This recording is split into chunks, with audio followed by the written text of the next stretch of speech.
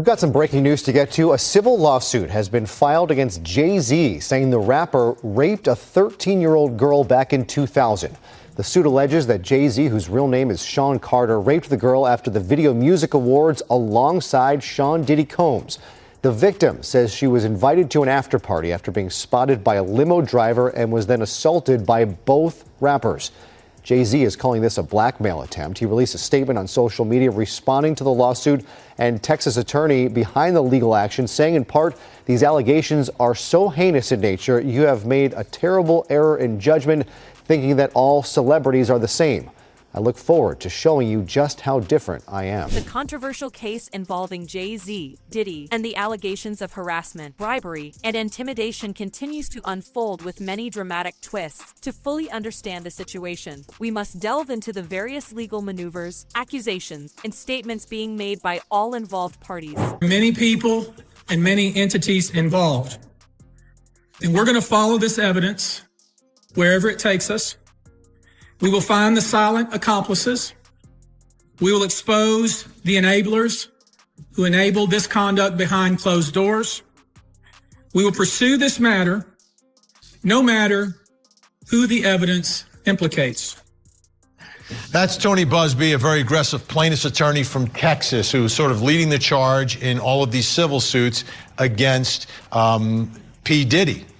Now, there he says, wherever the evidence goes, whoever gets named gets named. Well, the big name that dropped just recently was Jay-Z.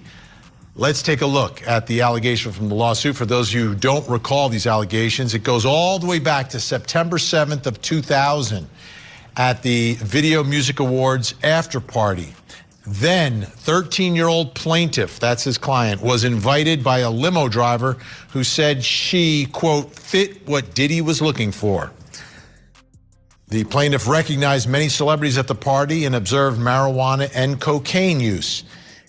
The plaintiff began to feel woozy and lightheaded after drinking some of a beverage given to her by a waitress. The plaintiff entered an empty bedroom to lie down for a moment. The room contained only a large bed, no other furniture. Here's where it gets graphic. Soon after, Combs entered the room, along with defendant Carter, that is Jay-Z, and a female celebrity, Celebrity B, who has not been named. Again, this is back in 2000. Combs aggressively approached plaintiff with a crazed look in his eyes, grabbed her and said, "You are ready to party." Combs then threw the plaintiff toward a wall, causing the plaintiff to fall. The plaintiff got up, stumbled, at which point Combs grabbed her again and threw her on the bed. At that point, Carter began removing plaintiff's clothes as she grew more and more disoriented.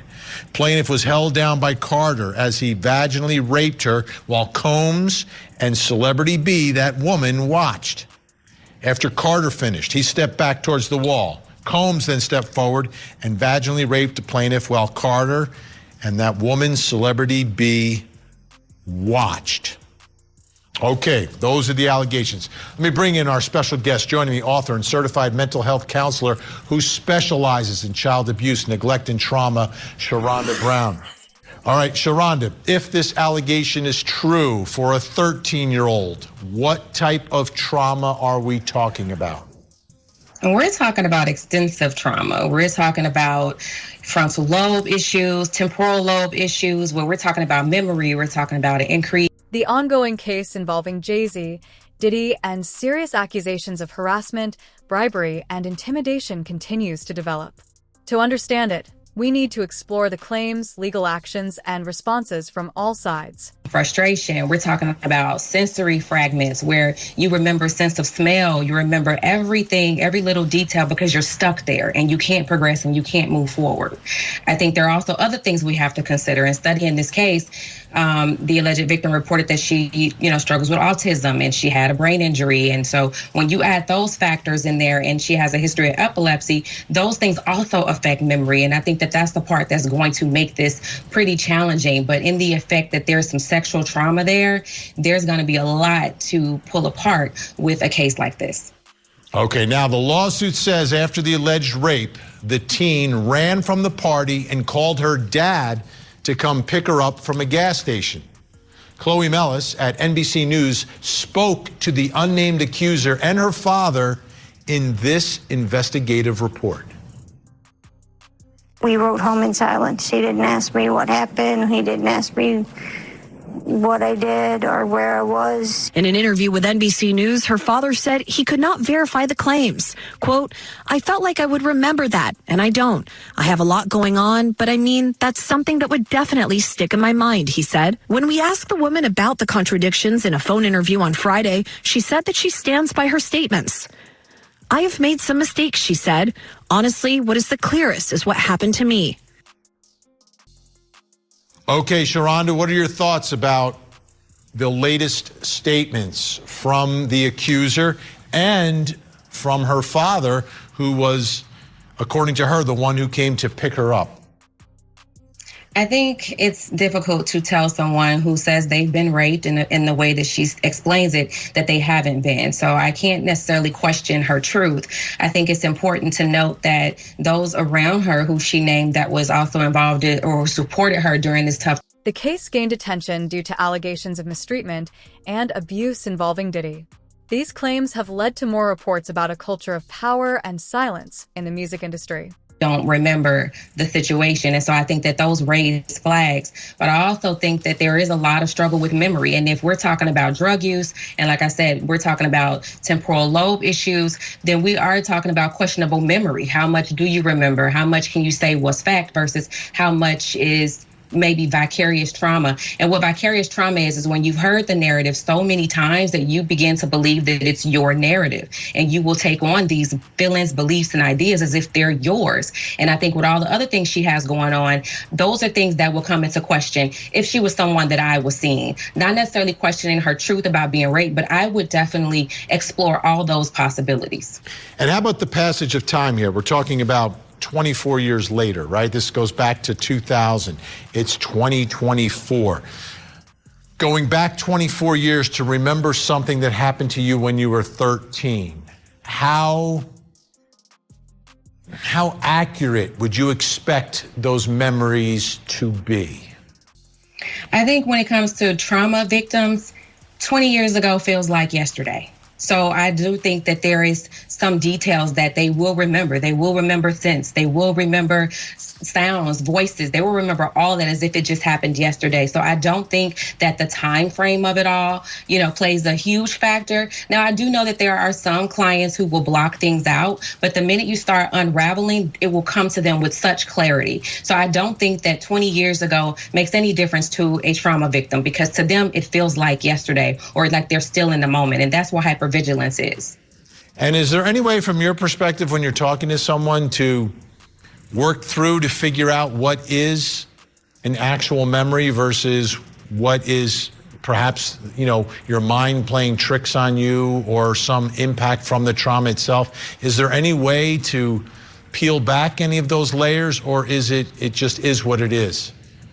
No, I have many tools that I use to peel back those layers. I definitely create trauma narratives, or I allow the client to create the trauma narrative. I do dissect what they've been watching, who they've been speaking to, what they've been listening to, because sometimes those things can come up in the narrative or in the story. And so I have to help them pull apart what is real versus what they feel. And those things prove to be pretty successful with most of the clients that I've worked with. Key figures, including Jay-Z, are accused of using their influence to cover up these allegations, raising concerns about the lengths some may go to protect their reputations. Jay-Z's attorney says the sexual assault claim against the hip-hop mogul is false. A woman has accused Jay-Z of raping her at an after-party for the 2000 MTV Video Music Awards when she was 13 years old. But attorney Alex Spiro says the allegations are, quote, all a fantasy. CNN's Elizabeth Wagmeister has the latest from New York.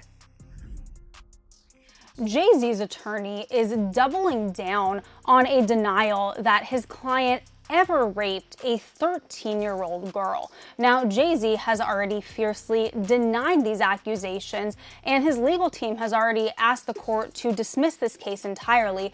But now, for the first time speaking to reporters since these accusations came out, Jay-Z's attorney, Alex Spiro, held a press conference of sorts. There was a private meeting at Jay-Z's Rock Nation offices in New York City where CNN was invited to watch a presentation put on by Jay-Z's attorney, where he had a PowerPoint where he showed different details that he says disprove Jane Doe's case. Let's take a look at some of what he said. This is not an account of inconsistencies. I wanted everybody to understand that this never happened. This is completely false. You have to look at the timeline. You have to look at the timeline. So there's an old expression that time doesn't lie. Everything else that I'm talking about, these glaring inconsistencies, these are not minor inconsistencies. These are not minor problems with this story. This is utter falsehoods. Time never lies. And so if you look at the time, no matter what, this couldn't have happened. It's not even possible that this happened. Now, as you heard there, Jay-Z's attorney saying that these aren't just inconsistencies in Jane Doe's case. He's saying that the entire thing is false. In fact, he says it's not even possible that Jay-Z was there. Now, if we go back to Jane Doe's... Busby, the lawyer representing the plaintiff, says Jay-Z's team is trying to discredit the case by filing a Rule 11 motion.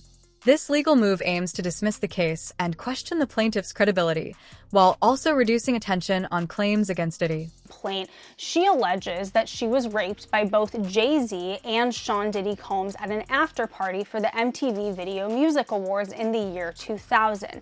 Now, this after party, she said, was held at a White House that was outside of the city.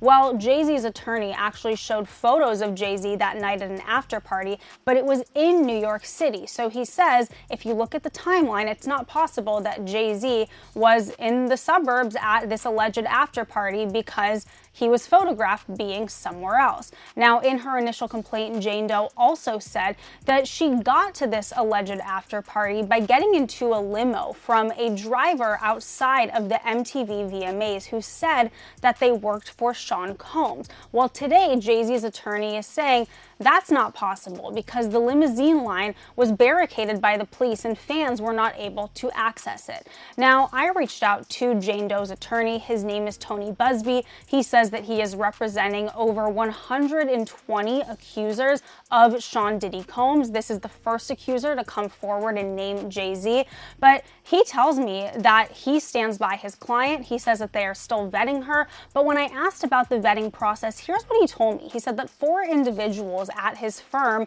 interviewed the client and checked details. He says that a background check was run on Jane Doe and that his firm actually engaged a seasoned investigator to vet some details she disclosed to us, and he said, quote, those results were consistent with what the client had told us. He also says that she has signed 2 separate affidavits, and he tells me, quote, courts exist to resolve factual disputes. Our client remains adamant. Busby has called these legal tactics baseless, saying they are attempts to manipulate the case. Jay-Z is staying on the offensive, going after not only the attorney who filed the rape lawsuit against him and Diddy, that would be Tony Busby, the attorney, but also the accuser. And he has filed a new motion this morning, which we're going to get to in a moment, but basically he wants to level the playing field with the accuser. But first, we got to start with this response that Jay-Z had to the allegation. Catch you up real quick if you hadn't heard, but a woman who had filed a lawsuit against Diddy back in October, alleging that he had raped her at a VMA after party in the year 2000 when she was only 13 years old. Right. Remember, this is when she allegedly was given a drink. She felt woozy, and there was Diddy, and there was a male celebrity who was unnamed at the time, and also a female celebrity. Well, that unnamed celebrity is now named. She refiled the lawsuit on Sunday. She and her attorney, Tony Busby, refiled it and named Jay-Z as that unnamed celebrity involved in the rape. Jay-Z's response is extraordinary in that, look, we've seen all these lawsuits against Diddy, dozens of them now at this point, and frequently his response has been to deny it, but to say nothing else. Jay-Z went way more than just denying it. He did do that, but then went directly after the attorney. Part of his statement said, "My lawyer received a blackmail attempt from a lawyer named Tony Busby. It made me want to expose you, Tony Busby, for the fraud you are in a very public fashion. So no, I will not give you one red penny." This lawyer, who I have done a bit of research on, seems to have a pattern of these types of theatrics. You claim to be a Marine. Marines are known for their valor. You have neither honor nor dignity.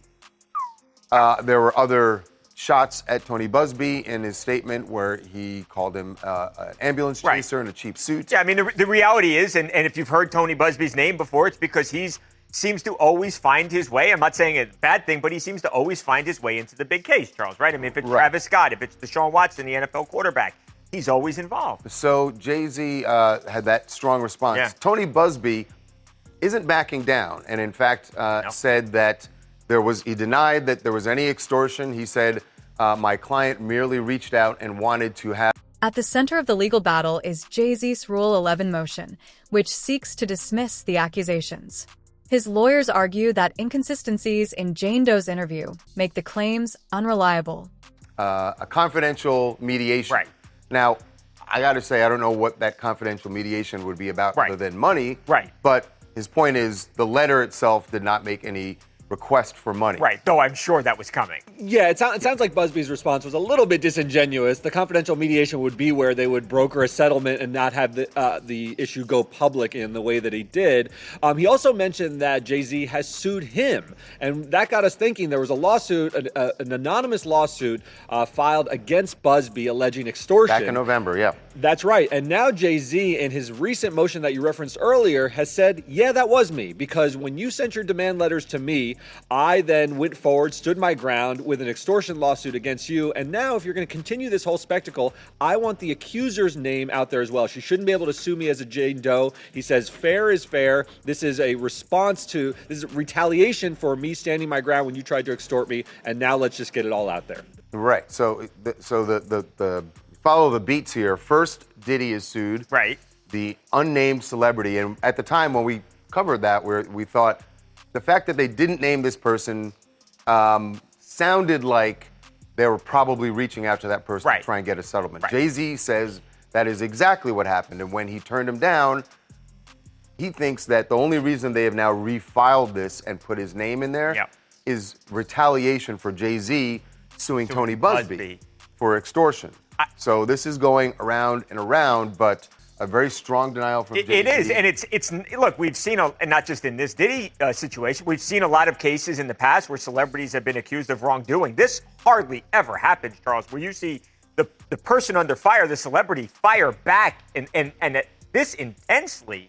Right, back at the attorney and then filing, Derek, this motion for the accuser. Right, he is not taking this lying down, clearly. And look, you're allowed to file documents anonymously, particularly where there's allegations that she was only 13 when this happened. So that's not uncommon to see. But Jay-Z now thinks this is an extortionate plot. And he says, in order to unearth all of this and unmask it all, we now need to know the identity of that person. And since it happened in 2000, she's obviously of age now. She's alleging that she was 13 in the year 2000. And he's saying we need to put all our cards on the table. I need to be able to identify my accuser and actually fight this lawsuit on its terms, on its face. Yeah, I think it would be extraordinary, I think, Derek, if the judge did force the accuser to, this is the really alarming part of this case, is that we're talking about a 13-year-old is the alleged victim, a woman who was at the time 13.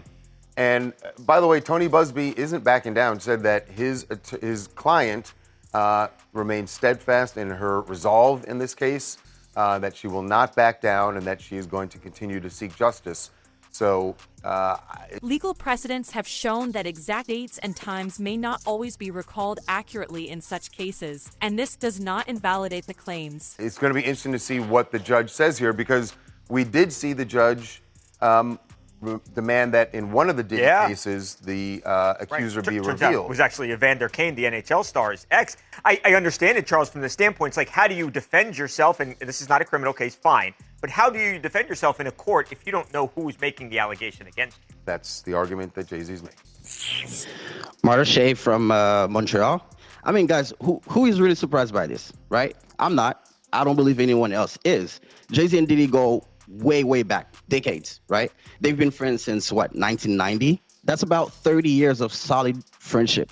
It was only a matter of time before Jay-Z was also accused of such crime. Now, whether it's a plot or not, whether it's true or not, we can all agree that this is the fastest we've seen Jay-Z respond to allegations or accusations. He did not take this lightly. Yeah, and it's very clear he also saw it coming. Yeah. Right? Because he knew that he got that demand letter. He had sued Tony Busby. This was not something that suddenly pops up on Jay-Z's radar. Busby argues that inconsistencies are common in cases involving trauma, especially when the events happened a long time ago and involve a young person. In the backdrop, Sean Carter, that you promised the South that the next time the Super Bowl came through, it would be a Louisiana affair. And then when Diddy goes and gets into trouble and you need to convince the white people you're still in control, you bring Kendrick Lamar, who we already know you don't like for the way he embarrassed you on Don't Kill My Vibe, the remix. But we also know you got ties in TDE, Sean Carter, and you got a switch on top. I know that. I know that for a fact. Just like why you keep having artists that want to jump off of high places. Shout out to Ab-Soul. Oh. What was her name? Alori Joe? Oh. That woman threw herself from a control tower and impaled herself with spikes right before she was about to sign the TDE. And her fiance, Ab-Soul, threw himself off the freeway out of grief and survived. Why are all of the artists at TDE so unhappy? You got some of the best artists in the West there. Why did Kendrick Lamar feel the need to leave and start his own? And why is he able to release more records now that he's not at TDE?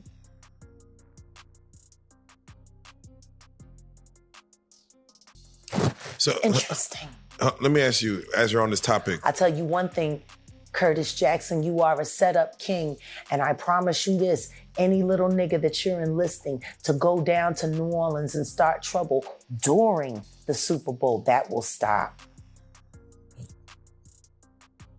That will stop. I'm sick and tired of you. And the truth is, they only like you for your money. Let me ask you, Jack, on a surface level, you're saying that Kendrick being in the Super Bowl versus, let's say, Wayne. Busby highlights the importance of the 21-day safe harbor rule, which gives parties time to address objections and revise filings. He criticizes Jay-Z's team for pushing for a one-day deadline, calling it unfair and against legal norms. That in the background, and again, we talked about the mayor. It's a lot more to it than just as simple as, oh, Kendrick's he had a great year. Social engineering. Creating an issue that didn't need to be an issue. I hear that. Hunger Games like. Very Hunger Games. Life imitates art. Art imitates life. I tell you one thing, it's been almost 30 years since Biggie and Tupac were taken from us. That was social engineering at its finest. It got people in line, didn't it? Without question. Now you think about Drake right now, and you think about Kendrick Lamar. That's looking about the same as Biggie, Kendrick. Biggie, Kendrick, Tupac, Drake. Think about the comparisons. Yep. Imagine Imagine, be a gangster playing, imagine. Comparisons. If the same fate that befell Biggie and Tupac happened to Drake and Kendrick. Just imagine. And as messy as Drake is right now, I can almost bet that there's somebody that wants to turn his faucet off. Because if y'all think Diddy is a mess, Drake, he was being groomed to be next in line, see?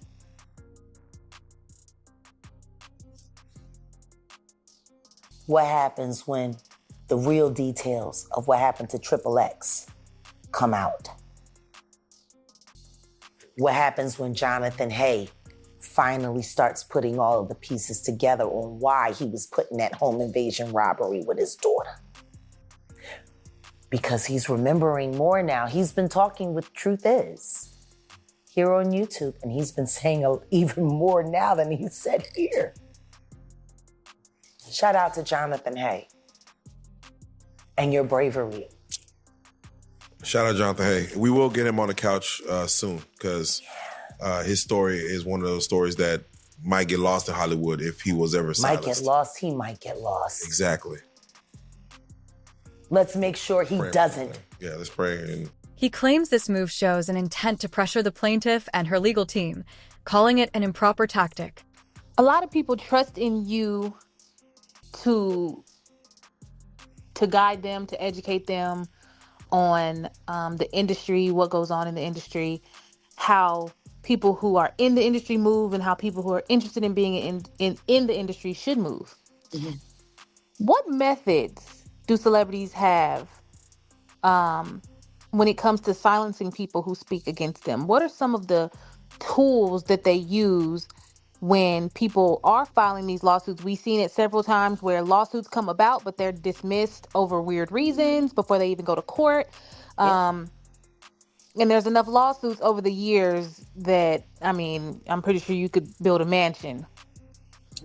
And what are some of those tools that celebrities use to kind of, hey, no, this ain't going to go the way you think it's going to? The internet is the most effective these days. Oh, wow. You can pay a group of internet stalkers relatively small amounts of money to stalk your enemies.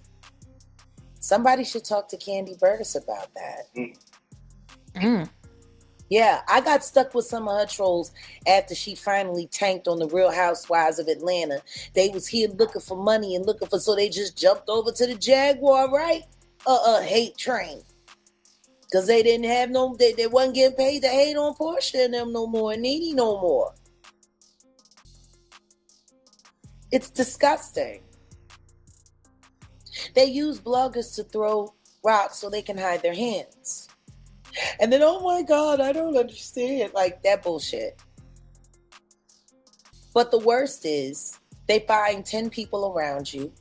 Some of them you'll work with, some of them you'll be friends with, some of them are in your life. Sometimes even your spouse. If your spouse is not your partner or your teammate, but your opponent. And all they have to do is promise them this, promise them that. You don't know how many times people like Jay-Z have gone to women like Khalees. Busby also accuses Jay-Z and his team of using intimidation.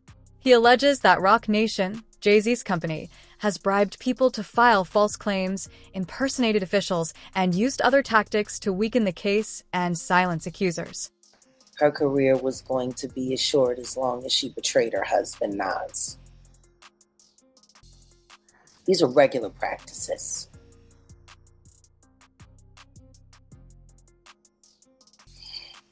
Do you think that your ex-husband has sent people to stop you?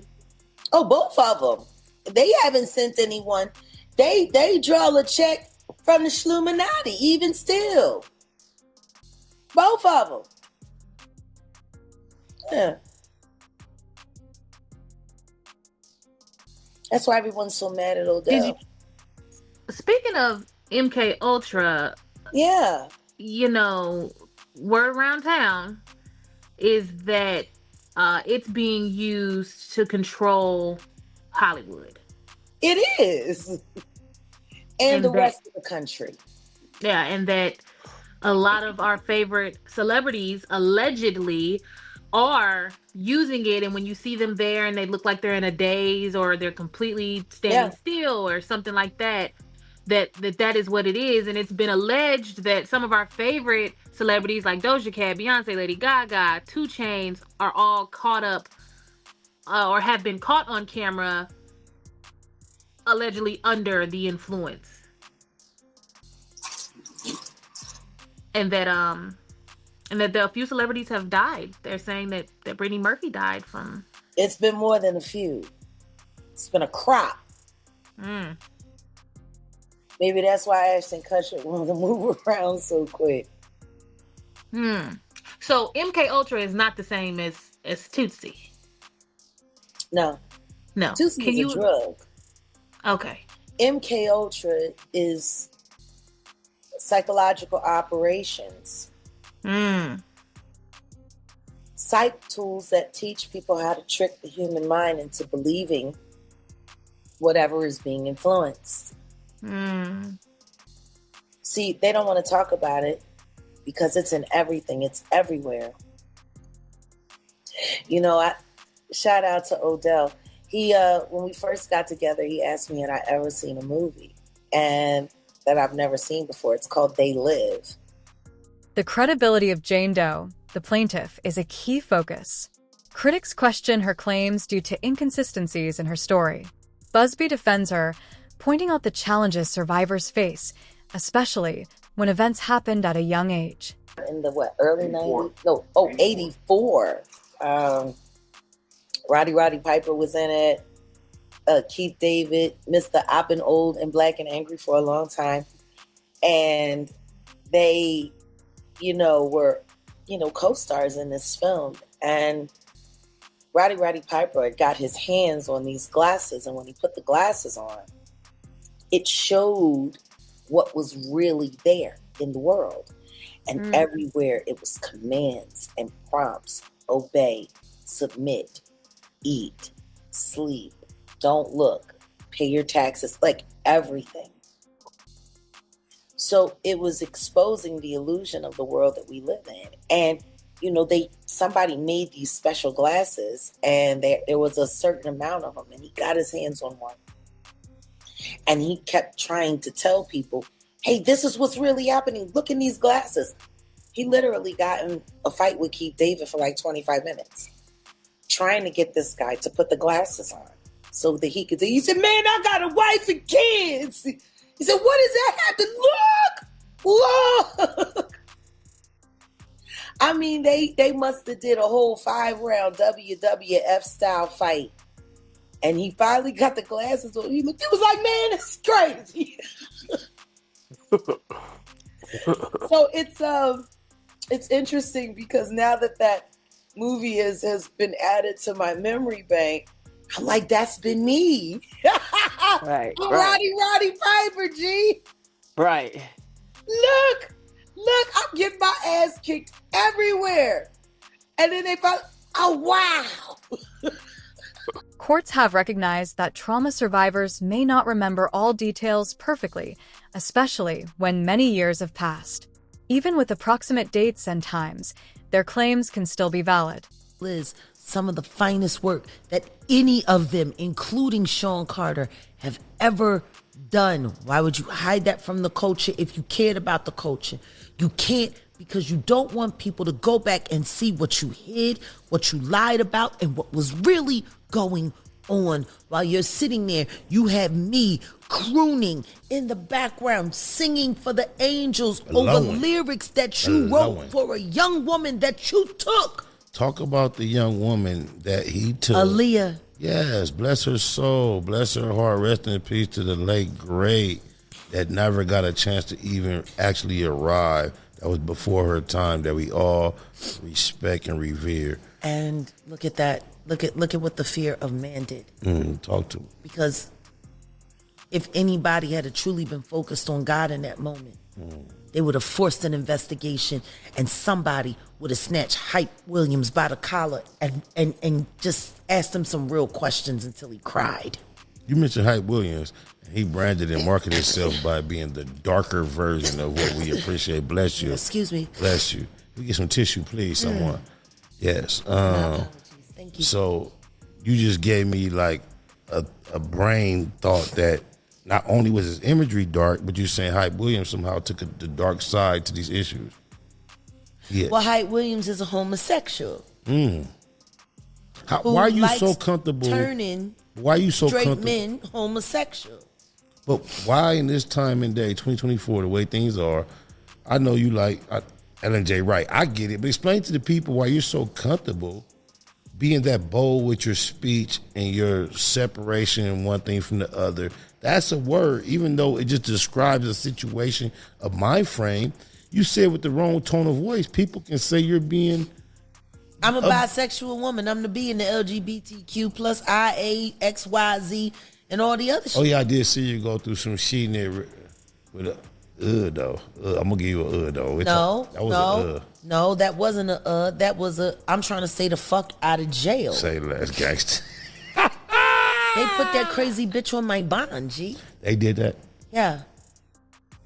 I don't, look. I didn't even know who she was. All I know is I got out.